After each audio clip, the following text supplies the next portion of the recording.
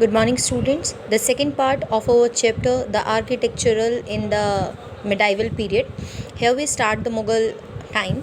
Babar introduce the concept of garden places in India. जो बाबर थे उन्होंने गार्डन प्लेसेस को इंट्रोड्यूस किया इंडिया में. He build beautiful places at Agra. उन्होंने आगरा में बहुत ही ब्यूटीफुल प्लेसेस बनाए, Sikri, Dholpur, and laid out gardens around them. और उन्होंने बहुत सारे गार्डन्स बनाए. These gardens are popularly known as Charbagh. इन्हें चारबाग के नाम से जाना जाता है. एग्जाम्पल 4 गार्डन्स आपको एक इमेज यहाँ दिखाई गई है. The main features of the Charbagh garden are as follows. इनमें फीचर्स क्या होते थे, क्या क्या विशेषताएं थी इसकी. They were planned and laid formally. ये एक प्लान के तहत बनाए जाते थे और फॉर्मली यानी कि तरीके से बनाए जाते थे. These garden placed with in rectangular Walden enclosures. और इन गार्डन्स को रेक्टेंगुलर शेप में बनाया जाता था और चारों तरफ पानी के लिए जगह यहाँ पे दी जाती थी. दे वर डिवाइडेड इनटू 4 क्वार्टर्स. इन्हें 4 क्वार्टर्स में डिवाइड किया जाता था. Artificial channels of running water. और बीच में से चैनल्स निकाले जाते थे जहाँ से पानी जाता था. These gardens were called Charbagh. और इन्हें चारबाग कहा जाता था. The 4 garden because of their symmetrical division into 4 quarters, क्योंकि इन्हें 4 भागों में बांटा जाता था. Akbar, Jahangir, Shahjahan constructed several beautiful Charbaghs in Kashmir, Agra and Delhi. Akbar ने, जहांगीर ने, शाहजहाँ ने बहुत सारे चारबाग्स बनवाए कश्मीर में, आगरा में और दिल्ली में. उसके बाद आ जाइए हुमायूं के बारे में पढ़ते हैं. Humayun remain busy with Wars. Humayun अपने युद्ध में बिजी रहते थे एंड अदर प्रॉब्लम्स उनके पास बहुत सारी थी. Therefore he could not do much in encourage architecture.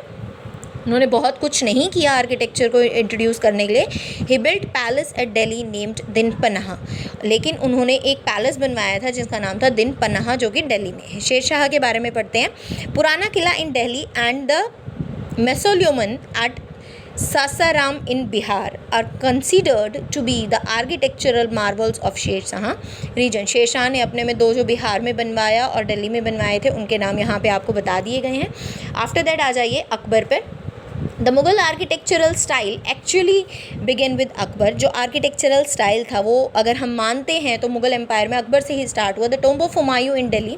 Humayun का जो टॉम्ब बनवाया दिल्ली में, major landmark of Mughal architecture. सबसे ज़्यादा रिमार्केबली जिस चीज़ को कहा जाता है मुग़ल एम्पायर की वो है that is Humayun tomb in Delhi. At Fatehpur Akbar built a magnificent palace. Fatehpur में अकबर ने एक बहुत ही सुंदर पैलेस बनवाया. And pavilions in red stone, जिसमें रेड स्टोन लगाए गए थे नीचे की तरफ. Here he also built an impressive gateway known as Buland Darwaza. उन्होंने एक बुलंद दरवाज़ा भी बनाया है फतेहपुर सीकरी में. Other important monuments are Jama Masjid. Jama मस्जिद उन्होंने बनवाई. टॉम्ब ऑफ शाही के सालम उन्होंने बनवाया है. Chishti and the famous residential building of Panchmahal. Panchmahal के नाम से फतेहपुर सीकरी में एक और बिल्डिंग है जो उन्होंने बनाई. जामा मस्जिद उनका दिल्ली में ये रहा. तो इमेजेस आपको साथ साथ यहाँ दिखाई जा रही हैं. Fatehpur Sikri is an excellent mixture of Persian, central Asian and various Indian style. यहाँ पे जो स्टाइल मिक्स किया गया है आर्किटेक्चर का वो आपको यहाँ बता दिया गया है. Central towering dome and the tall gateways. Tower dome होता था, इसमें सेंट्रल टावरिंग होती थी और डोम बनाए जाते थे. गेटवे बहुत ही सुंदर होता था. Pishtaq became the important feature of the Mughal architecture. Mughal architecture की जो इम्पॉर्टेंट फीचर थी that is पिश्ताक.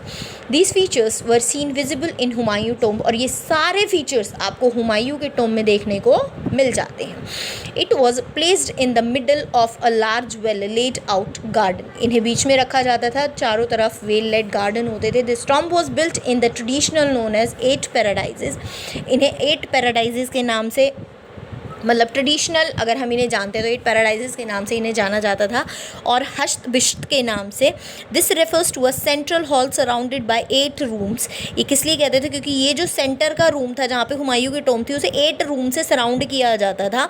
This building was constructed with red stone. इस बिल्डिंग को रेड स्टोन से कंस्ट्रक्ट किया गया था. Engaged with white marble. और इसमें रेड मार्बल भी लगाया गया था.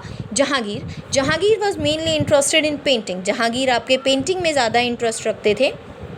लेइंग आउट गार्डन्स बनवाने में. One of the most famous garden laid by him is Shalimar Bagh in Kashmir. Shalimar Bagh in Kashmir, यहाँ पे आपको इमेज दिखाई जा रही है जो कि आपके जहांगीर ने बनवाया था. He also construct the Akbar's tomb and Sikandra. इन्होंने अकबर का मकबरा भी बनवाया सिकंदरा में. हिज वाइफ नूर जहाँ कंस्ट्रक्ट द टॉम्ब ऑफ इत्मिदाद उद दुला, इनकी वाइफ जो नूर जहाँ थी, उन्होंने टॉम्ब बनवाया इत्मिदाद उल दुला। This was the one of the finest tomb of marble, ये मार्बल का एक बहुत ही अच्छा टॉम्ब है और बहुत ही सुंदर है। The Mughal style also influence the palace and temple architecture in Hindu ruler. For example Govind Dev temple at Vrindavan, जो गोविंद देव टेम्पल है वृंदावन में, वो भी मुगल्स ने ही बनवाया था, made by red sandstone and mixture of architectural style. यहाँ पे शाहजहाँ की पैट्रोनेज टू आर्किटेक्चर के बारे में बताया गया है, प्लीज़ इसको एक बार पढ़ लीजिएगा। आफ्टर दैट हम आगे आते हैं, यहाँ पे देखिए गए की स्टोन वगैरह किस तरीके से बनाए जाते थे, कैसे इनकी बनाई जाती थी, ताजमहल का कैसा है, वो सारी चीज़ें यहाँ आपको बताई गई हैं। तो एक बार प्लीज़ इससे रीड आउट गो थ्रू हो जाइएगा। आगे देखते हैं engineering and construction skills. Engineering और कंस्ट्रक्शन स्किल कैसी थी? Monument show the level of technology advancement and particular period, उस समय की एडवांसमेंट को दिखा रहे हैं। Even during the early medieval period a large room with a elaborate super structure begin to build, बहुत बड़े बड़े कमरे इसमें बनवाए जाते थे और बहुत ही सुपर स्ट्रक्चर होता था। Trabeate and the arcuate style of architecture, यहाँ पे त्रिबेत और आर्क्यूट स्टाइल के बारे में बात करें। From the 7th and 10th century AD a building consisted of many rooms, doors and windows. Roof, door, window were made by placing the horizontal beam across two vertical columns. This style of architecture is called tribated or कॉर्बेल्ड।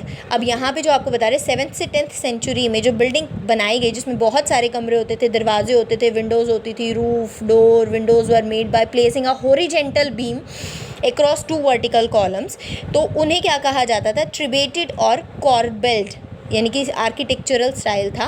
7th से 10th century में introduce हुआ। 8th से 13th century में the style was used in the construction of temple, mosque, tomb and the building attached to a large stepped walls.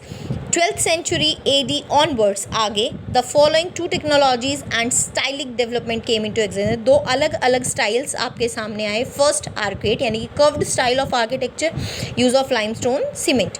This is architectural form in which the weight above the doors and the super structure windows is carried by arch, यानी arches बनवाई जाती थी और arcs के through जो arcs के ऊपर जो इनके ऊपर आपके स्ट्रक्चर को बेस किया जाता था, सारा वेट इनके ऊपर होता था। Use of limestone cement. From 12th century AD limestone cement was increasingly used in construction. Limestone का 12th century के बाद बहुत ज़्यादा यूज़ किया जाने लगा कंस्ट्रक्शन में। It was a very high quality cement, बहुत ही हाई क्वालिटी की सीमेंट थी। When it was mixed with the stone chips, जब इसको मिक्स किया गया स्टोन चिप्स की हेल्प से, it become very hard in the form of concrete. As a result of construction a huge structure became easier and faster, यानी कि cement के साथ कंक्रीट को जब मिक्स करके बनाया गया तो कंस्ट्रक्शन बहुत ही ईजी हो गया और फास्ट हो गया। Kings and the places of worship.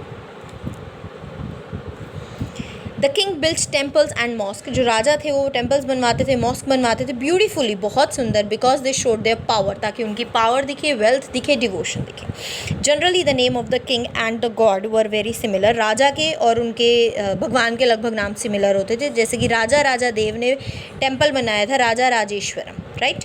This was because the king wanted to appear like a god. क्यों? क्योंकि राजा भगवान की तरह सबके सामने आना चाहता था। He wanted to show that he was the real representative of God on earth, क्योंकि वो क्या दिखाना चाहता था कि भगवान के दूत के रूप में हम यहाँ पर हैं। And he ruled on the behalf of God, और वो भगवान की तरफ से रूल कर रहे हैं। He emphasized his moral right to be a ruler, वो अपनी पावर दिखाते थे। The king construct large temples, बड़े बड़े टेम्पल्स बनवाते थे in honour of their chief deity to proclaim their close relationship god, ताकि वो जनता को ये इंट्रोड्यूस करवा सके कि वो भगवान के दूत के रूप में आपके यहाँ काम कर रहे हैं और भगवान के भेजे हुए दूत हैं। The image of other less important deities in the temple were gods and the goddesses that were built with the allies and the subordinates of the ruler। बाकी के जो छोटे छोटे भगवान की फ़ोटो हम मंदिरों में साइड में देखते हैं तो उन्हें क्या कहा जाता था? जो रूलर के सबऑर्डिनेट, यानी कि जो मंत्री होते थे ना, जो उनकी हेल्प करते थे, ये उनकी तरह इनकी गॉड और गॉडेसेस बाकी के हैं जो हमारी यहाँ हेल्प कर रहे हैं। Muslim sultan were also considered to be the shadow of god, Muslim sultans को भगवान की परछाई के रूप में माना जाता था। अकॉर्डिंग टू एन इंस्क्रिप्शन, एक इंस्क्रिप्शन यानी कि जो दस्तावेज मिले हैं लिखे हुए, In the Kuwait al-Islam mosque, the god chose Alauddin as a king because he had the qualities of Moses and Solomon. क्या कहा गया है उसमें कि भगवान ने अलाउद्दीन को हमारे पास भेजा है क्योंकि उनके अंदर क्वालिटीज़ हैं, खासियत है, विशेषताएं हैं, अच्छी बातें हैं of Moses and Solomon's, the great law giver, जो सबसे ज़्यादा कानून को फॉलो करते हैं, बहुत अच्छे हैं ऑफ द पास्ट, जिसमें ये लिखा हुआ है एक इंस्क्रिप्शन में. It further mention that the greater law giver and the architecture is the God himself. Alauddin को भगवान के बराबर माना जाता था कि लॉ गिवर यानी कि जो हमेशा सही का साथ देते हैं, गलत का साथ नहीं देते. He created the world and introduce order and symmetry. उन्होंने, भगवान ने उन्हें भेजा है, वो भगवान के बराबर हैं और इंट्रोड्यूस कर रहे हैं, वो आपको भगवान से मिलाने का काम उन्हीं का है. Rulers often gave patronage to be learned and pious person. जो रूलर्स थे वो लगभग इन्हें लर्न करते थे, पायस पर्सन, इन्हें पवित्र माना जाता था. They try to transform their capitals and cities into great cultural centres. ये अपनी सिटीज़ को, कैपिटल्स को कल्चरल सेंटर्स में भी ट्रांसफ़र कर लेते थे. They did so for the earn fame. और ये किस लिए करते थे? ताकि ये क्या कमा सके? फेम, नाम कमा सके.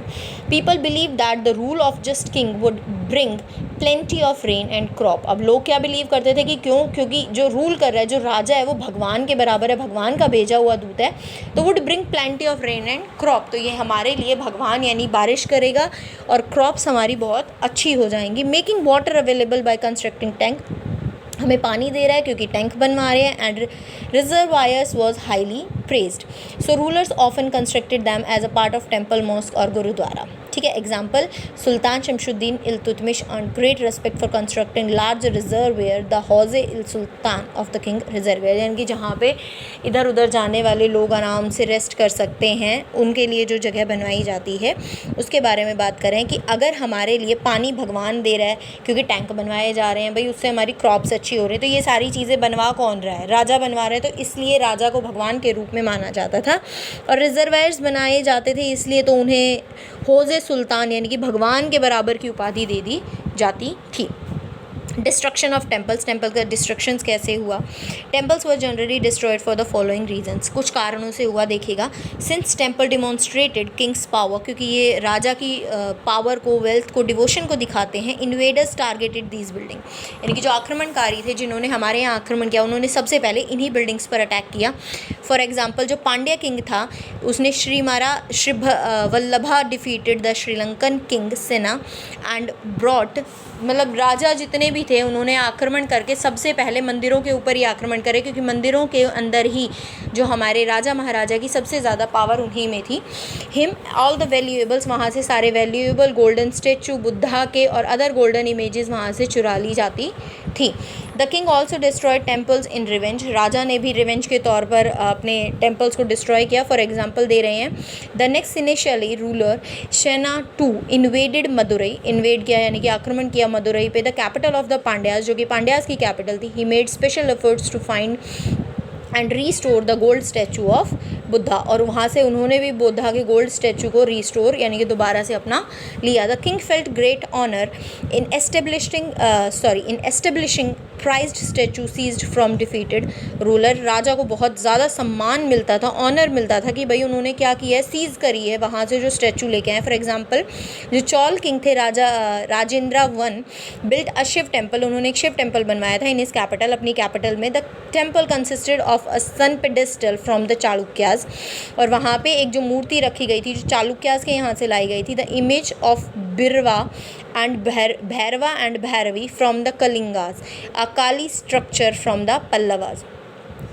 यानी कि सन पेडेस्टल लाया गया चालुक्याज से, इमेज ऑफ भैरव और भैरवी की इमेज लाई गई थी कलिंगा से यानी कि युद्ध में जीतकर, और काली की इमेज लाई गई थी पाला से. यहाँ पे आपको दिखाई दे रही है image. The ruler display their political and military power और success by attracting and looting the places. अब जो ये लोग थे वो अपनी पावर और सक्सेस कैसे दिखाते थे? By looting the places of worship defeated ruler. यानी कि जहाँ पे राजा पूजा करते थे उस जगह को जीत कर उन लोगों को हराते थे. For example, sultan Mohammed of Ghazni यानी कि जो गजनी सुल्तान थे, destroyed the temple and looted wealth. उन्होंने टेम्पल को डिस्ट्रॉय किया और वहाँ से संपदा जितनी भी धन दौलत थी जो थी वो लूट ली गई. एंड डिस्ट्रॉय आइडियल्स, वहाँ की जो मूर्ति थी, आइडियल्स थे, उन्हें नष्ट कर दिया गया. By destroying the famous Somnath temple he try to establishing himself as a great hero of Islam. और जब उन्होंने सोमनाथ टेम्पल को डिस्ट्रॉय किया था तो उन्होंने अपने आप को ग्रेट हीरो यानी कि महान हीरो माना था इस्लाम का। Here is your chapter it. यहाँ पे सोमनाथ टेम्पल ऑफ गुजरात की इमेज भी दिखाई गई है। Hope you understand this chapter. Stay safe, stay at home.